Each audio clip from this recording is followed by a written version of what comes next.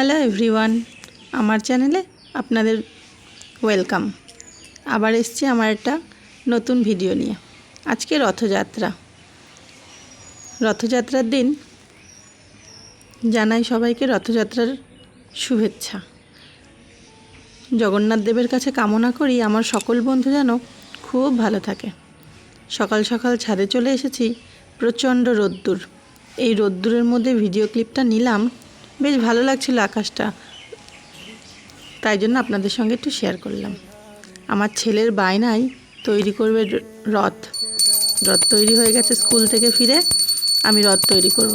যাই হোক, একটা করেছে রথ তৈরি, এখন পুজোর জন্য আমি একটু সাহায্য করলাম, সব কিছু নিয়ে এসে দিলাম। সে পুজো করবে বায়না, ওকে তো বারণ করলে শুনবেও না, আর করিও নি।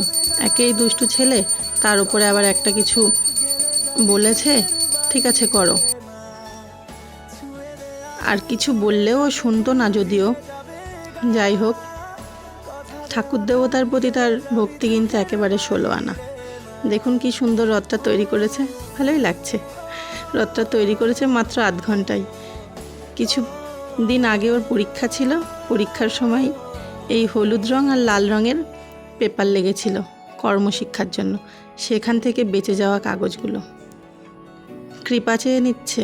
আর এখানে আমরা পুজোর পরে খিচুড়ি আর পাঁপড় ভাজা খাচ্ছি। অঙ্কুশকে একটু সাহায্য করতে গিয়ে আর কিছু হয়ে ওঠেনি। টাটা।